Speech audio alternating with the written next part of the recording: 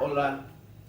buen día, bienvenidos sean ustedes como siempre, hoy en especial a esta emisión número 548 de Política a la Mexicana, correspondiente a este viernes 25 de enero del 2019 desde Coatzacoalcos, Veracruz, México.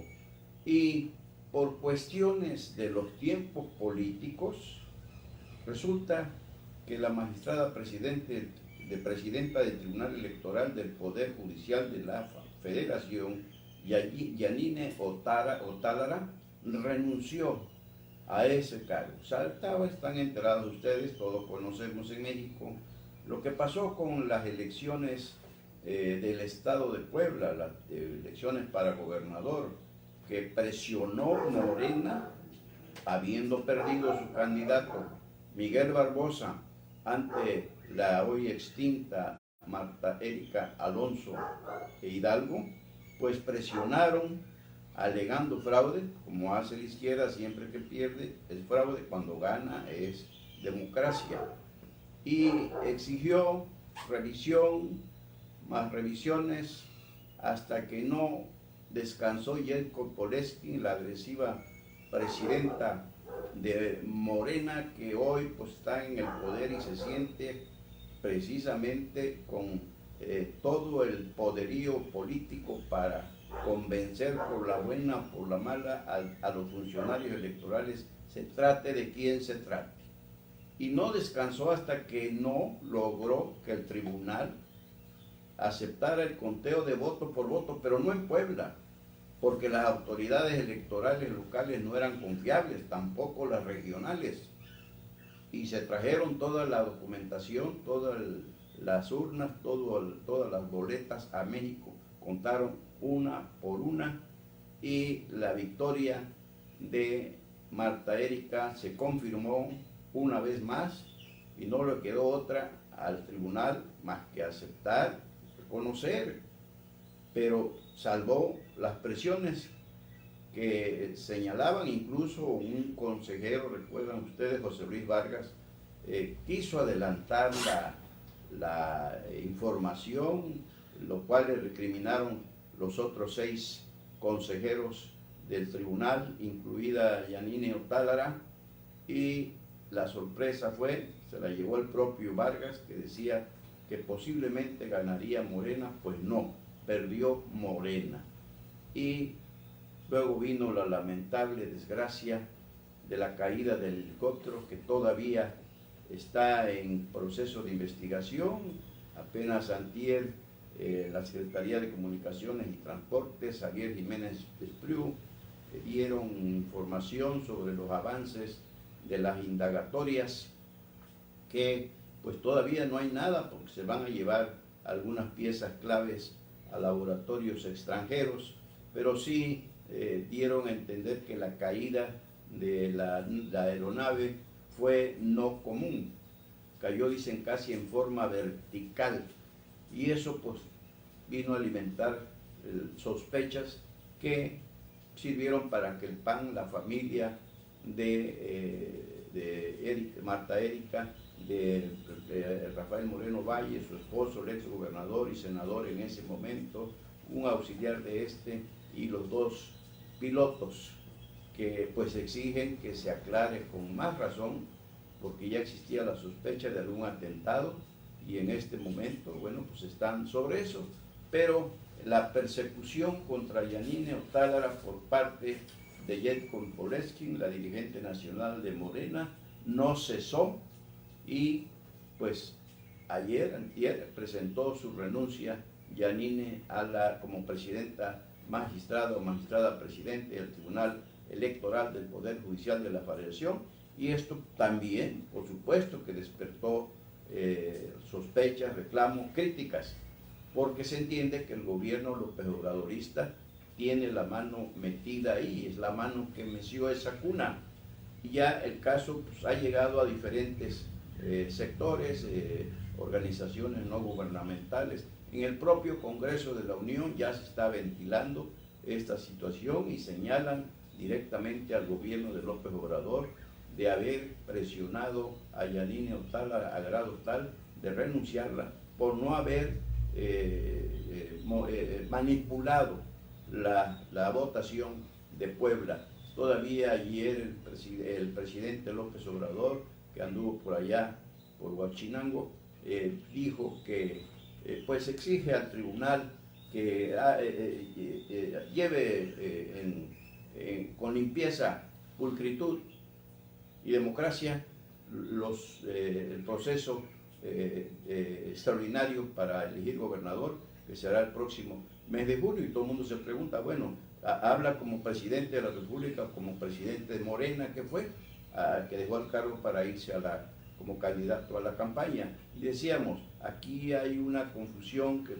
desconfianza que está provocando el propio presidente, porque no se baja del caballo morenista. ¿Y sabe por qué no se baja? Porque él cree que lo es todo, que nadie más de su gente que lo rodea, él sabe por qué lo hace y por qué lo dice, por qué lo da a entender, que nadie tiene la capacidad de él para pelear un triunfo. Y en este caso, pues la situación en Puebla podría convertirse en un foco rojo en un momento dado, porque pues el electorado es el que decide. Ahorita López Obrador presume que 30 millones lo llevaron a la presidencia. Bueno, ¿y por qué no en Puebla respeta que fue la mayoría del electorado poblano el que llevó a la gubernatura a la extinta Marta Erika Alonso Hidalgo? Vamos a ver qué sucede, pero ya cayó la primera víctima de ese coraje, de ese malestar que provocó en el propio hoy presidente Andrés Manuel López Obrador la derrota de Morena en Puebla y sobre todo de su títere Miguel Barbosa, que traicionó al PRD, se fue con Morena y pues le ofreció que iba a premiarlo con la gubernatura, pero pues le falló. Y tan es así, tan comprometido está López Obrador con Miguel Barbosa, que va a ser el candidato. Ni siquiera por vanidad política, que cayó ante Marta Erika Alonso Hidalgo, ni siquiera por eso y por la memoria de una mujer que le ganó limpiamente en las urnas, dijo, no, ya no voy. No, sí va. Son los clásicos mercenarios de la política, estén en el partido que estén, los hay en todos lados, como consecuencia de esa nociva por parásita partidocracia que vegeta en esta política nuestra, política a la mexicana. Y Sergio Rodríguez Cortés, el ingeniero, un operador político de la izquierda que nació políticamente hablando en el PRD, fue alcalde, diputado local, líder estatal del PRD, renunció a ese partido, lo hizo en una amplia carta dirigida al Comité Ejecutivo Nacional del PRD para decir que con esta fecha,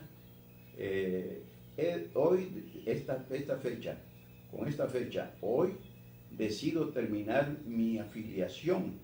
al Partido de la Revolución Democrática, condición que adquirí de manera ininterrumpida desde 1992. Fue en ese instituto político que me formé y desarrollé desde adolescente, gracias a la vocación democrática de mi padre. En 2004 fui presidente municipal electo, más joven del PRD,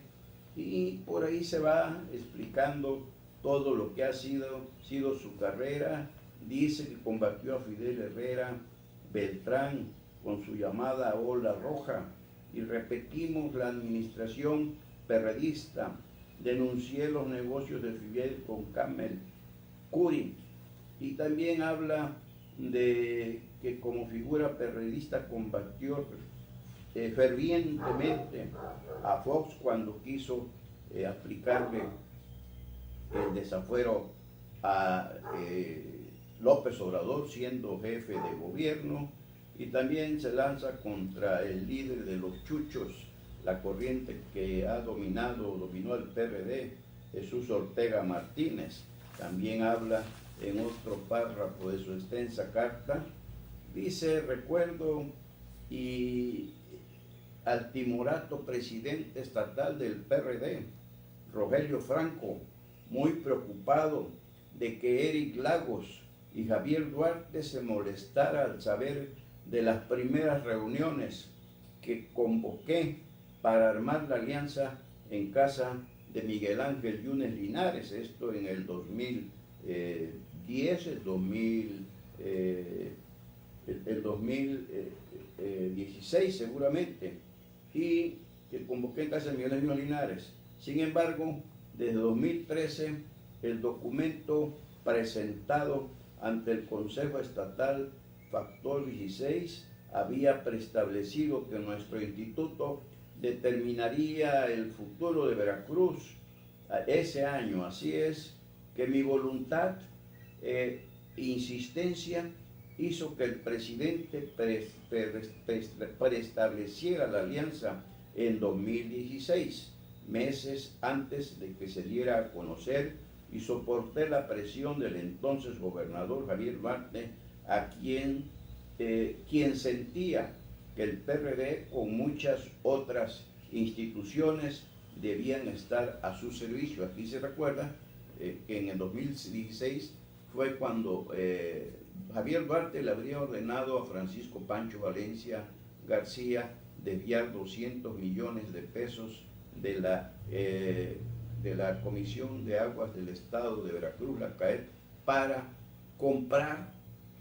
Valencia García a los líderes del PRD para que no aceptaran ir en alianza con Miguel Ángel Yunes Linares. Entonces había sucedido esto. Como diputado local sigue diciendo Sergio Rodríguez Cortés, como diputado local, choqué en ideas con el gobernador Miguel Ángel Yunes Linares, debido a que el Estado cambió al hombre, pero no el sistema. Conservó el modelo presidencialista perfeccionado por Fidel, lo utilizó para seguir tomando decisiones desde el seno familiar, siguió haciendo negocios y manejando el erario público. Este es al final cierra en su extensa carta de renuncia el hoy funcionario del gobierno de Cuitláhuac García Jiménez, que Sergio Rodríguez Cortés, diciendo: agradezco a esos hombres ejemplares que me han formado en el PRD, desde Eberto Castillo hasta Andrés Manuel López Obrador, pasando por incontables personajes llenos de sabiduría y entereza. Hoy mi etapa en el PRD ha llegado a su fin. Inicio un nuevo proyecto y conservo la amistad, los logros y principios que me han llevado a tomar decisiones atinadas y correctas. Al final, la historia coloca al frente a los buenos de corazón. Atentamente, ingeniero Sergio Rodríguez Cortés. Se fue uno más del PRD, un partido que ha venido a menos por angas o mangas, porque como el líder que fue de la izquierda en tiempos de Cuauhtémoc Cárdenas Solórzano y de Andrés Manuel López Obrador, finalmente vino decayendo al pulverizarlo. Las tribus que creó el padre de las tribus precisamente fue López Obrador, y terminaron como perros y gatos, válgase la comparación, pero hicieron del PRD un partido bisagra que andaba sirviendo en alianza al mejor postor. Lo criticaron mucho de haber firmado aquel pacto por México con Enrique Peña Nieto y otras cuestiones de vendimia política partidista en que habrían caído sus líderes. Sabemos en Veracruz la historia de Arturo Hervis Reyes, y la última, la de Rogelio Franco Castán, que fue secretario de gobierno con Yunes Linares por esa alianza, pero quedó marcado y no tarda, y lo vemos trabajando para el PAN, porque el PRD, pues decíamos, se van hombres valiosos como el ingeniero Sergio Rodríguez Cortés. No hay más que agregar, a menos la opinión de ustedes, por supuesto, sobre esta nueva baja en un partido, el del Sol Azteca, que lo eclipsó el mismo Sol por la corrupción y otras situaciones no propias de quienes dicen impulsar y trabajar por la democracia, sino todo lo contrario. Y los traidores, hay traidores en el gobierno de Cuitláhuac García. ¿Quién dijo esto? Pues el presidente de la mesa directiva de la 65 legislatura, José Manuel Pozos Castro. ¿Y por qué? Porque trascendieron las presuntas conversaciones telefónicas que habría tenido con el gobernador Cuitláhuac García Jiménez, donde éste le habría dado instrucciones para acelerar la designación de los 13 nuevos magistrados del Tribunal Superior de Justicia, que entre ellos, por supuesto, van a estar quienes en su momento darán el veredicto final para el juicio político contra el fiscal general del Estado, Jorge Winkel Ortiz, que ya se ventila en el Congreso estatal. Pero pues lo que nadie ha dicho es que esos traidores podría ser que no existan como se está acusando por parte del presidente de la 65 legislatura, sino que posiblemente, y por qué no, el ex gobernador, el antecesor de Cuitláhuac, le pudo haber dejado sembrados micrófonos, un hombre que sabe de política y de cuestiones policíacas, sabe de inteligencia, sabe de espionaje, sabe de contraespionaje, Miguel Ángel Linares, y pues que revisen el despacho del señor gobernador Cuitláhuac García Jiménez, si no es que ya lo revisaron, o que procure no hablar desde ahí para asuntos como este, porque no se explica uno. Dice Cuitláhuac que vengan las evidencias que dicen que pueden aportar sobre que yo estoy manipulando esta situación o presionando al presidente de la mesa directiva del Congreso del Estado, lo que no sería raro, son del mismo partido, y sabemos que el primer morenista de Veracruz pues es Cuitláhuac, como el primer panista fue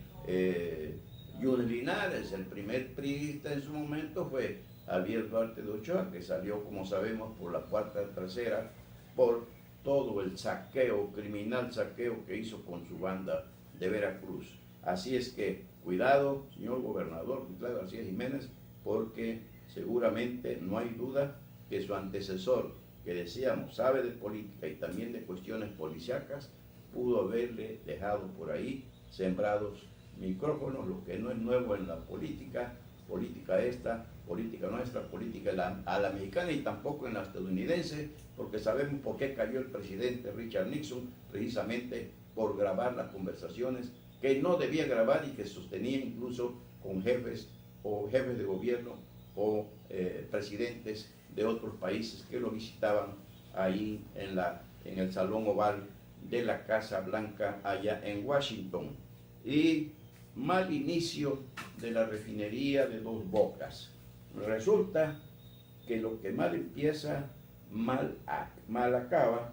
porque pues la Agencia de Seguridad, Energía y Ambiente, la ASEA, le ha dado un tremendo golpe al proyecto de lo que sería la primera refinería del régimen del presidente Andrés Manuel López Obrador, porque una empresa, la que contrataron, se supone que Rocío Nale, porque ella fue la que hizo el anuncio, ya mañana empezamos allá en Dos Bocas a preparar el terreno, pues sí, lo prepararon sin contar con los permisos para cambio de uso de suelo ni de impacto ambiental y pues desmontaron todo,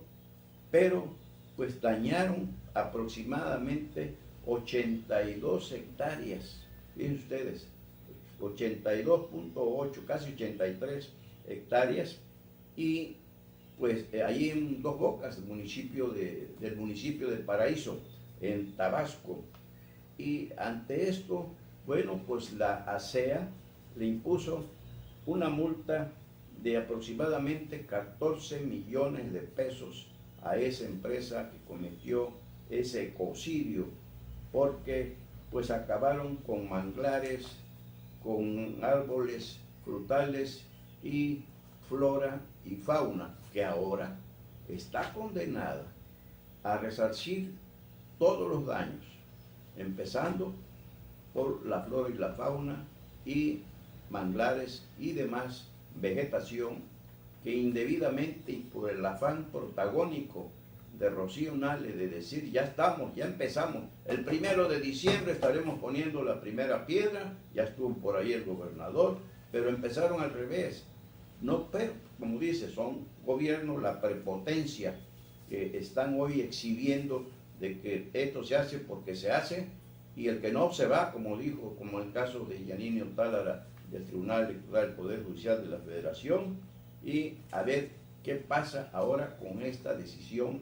de la Agencia de Seguridad, Energía y Ambiente que les ha impuesto a la empresa que llegó Rocío Nale. Seguramente iba a ser la contratista beneficiada a que aplique un programa de preservación de flora y fauna, también les decíamos silvestre, y con montos mínimos de inversión, es decir, que no vaya a hacer cosas al ahí se va, porque la situación entonces no va. En ese momento ya le habíamos dicho cómo a grupos ambientalistas habían protestado por este ataque a la naturaleza que hicieron ahí, nada más le decíamos, con el puro afán protagónico. Ahora sí es cierto, ahí viene la refinería. Entonces, ¿cómo los mismos que son gobiernos van a atropellar, van a pasar sobre las leyes? Pues, ¿qué ejemplo nos ponen a los sectores y ciudadanos en general? En este caso, cuando ellos mismos dicen que el buen juez por su casa empieza, y debiera haber ya un pronunciamiento, por lo menos de la Secretaria de Energía, o por lo menos del director general de Pemex, que anda igual que ella por la calle de la amargura, porque no saben qué es Pemex ni qué es energía. Y también el señor presidente Andrés Manuel López Obrador seguramente en estos días va a hablar del caso, porque no hay duda que lo van a considerar una afrenta al señor presidente y al partido Morena. No hay duda, ya verán. Es decir, ¿y por qué? No es que seamos adivinos, tenemos algo de brujos, somos de Catemaco, pero eso es otra cosa. Sino que porque vemos cuál es la respuesta que da el presidente en todos los casos. Culpa a los gobiernos anteriores y ahorita está culpando a Fox, a ver, no sé qué cosa. Es decir, si él es presidente, que busque soluciones, que no busque culpables, porque eso ya es historia. Eso lo sabemos todos los mexicanos, qué clase de presidente de la República tuvimos. Pero en su caso como que trata de lavarse las manos, ahora que tiene el toro por los cuernos, ahora que está en el ruedo, no está en las gradas, sino está en el ruedo, pues que tome el toro por los cuernos y actúe en consecuencia, que eso es lo que queremos los mexicanos. Un presidente que resuelva y no que ande buscando culpables o que se lave las manos echándole la culpa a otros, porque él pues ya se da cuenta de que una cosa es el discurso y otra cosa es ejercer el poder, es decir, hechos y no palabras. Y la quesería de líderes en Agua Dulce, sabemos ya por lo menos 10, 12 líderes sindicales de la industria de la construcción, esos que andan peleándose los contratos en Pemex principalmente, en los trabajos que se realizan en los pozos de Molhuacán, en las Chuapas, en los pozos Brillante, Rabasa, que están en Agua Dulce, colindante con la zona ejidal de Coatzacoalcos. Pues es una cacería que traen y culpan al crimen organizado. Pero qué raro, ¿no? Que sea algo tan señalado que no sucede en otros municipios, donde aquí, por ejemplo, hay muchos sindicatos. Hay uno de la construcción de la CTM, hay de la CROC, hay de la CNOP, hay de la FATEP, y allá el pleito es entre el sindicato de la FATEP y el que trajo Marjorie Oropesa Núñez, que en paz descanse. Pero es decir, han sido, y nosotros creemos, bien ustedes, ya lo habíamos dicho antes, que más que el crimen organizado, es una guerra entre ellos mismos, es una guerra intestina, una guerra interna entre estos líderes sindicalistas obreros de allá de la región de Aguadulce. Y finalmente, pues apenas el martes por la noche asesinaron a un matrimonio, ellos de Villahermosa de Tabasco, que estaban ahí avecindados en Aguadulce, porque ya también la hacían de líderes, tenían su sindicato, y apenas los asesinaron el martes pasado. Es decir, es una cacería, y yo le apuesto a que, salvo su mejor opinión, a que esto es entre ellos mismos. Y ya finalmente veremos quién se queda,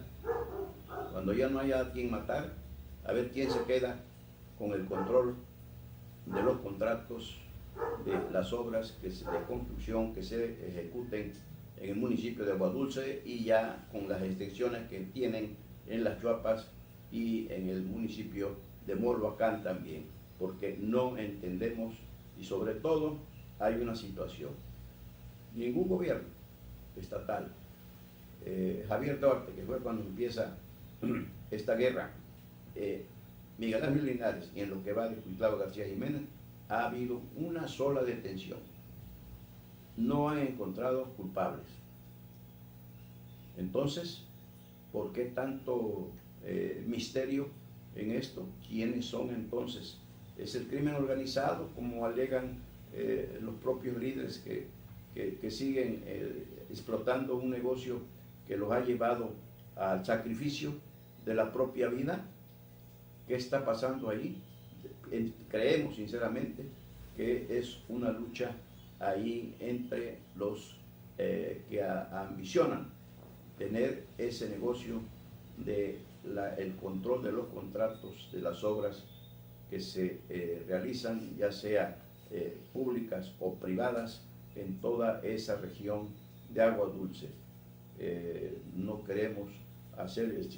presumir de pitonizos, ni mucho menos, pero por ahí vemos nosotros que pudiera venir, y pues habría que investigar, pero eso corresponde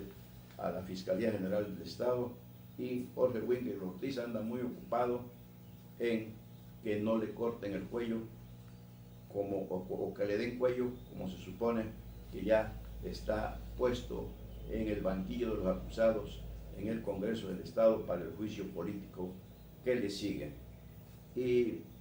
el gobernador Cuitlavo García Jiménez entregó en un evento extraordinario 300 plazas de 800 que se van a otorgar a otros tantos docentes, maestros, que ganaron las plazas a través del examen de evaluación. Dijo que la evaluación se va a conservar, que es parte de la reforma educativa que va a desechar, o ya desechó el presidente López Obrador. La evaluación se va a conservar. ¿Para qué? Para garantizar que quienes tienen el honor de llamarse maestros y trabajar como maestros para el gobierno y el pueblo de Veracruz tienen que demostrar en la evaluación que efectivamente cuentan con el perfil, con la capacidad, dice Cuitlavo García Jiménez, para que nuestros niños, jóvenes, tengan a los mejores educadores. Y dijo también que con esta política de anticorrupción y antiimpunidad quedan atrás el manejo oscuro y corrupto que identificaron a la Secretaría de Educación de Veracruz, como apenas se descubrió, apenas al tomar posesión el gobierno de Cuitlagua García Jiménez, de las plazas que indebidamente otorgó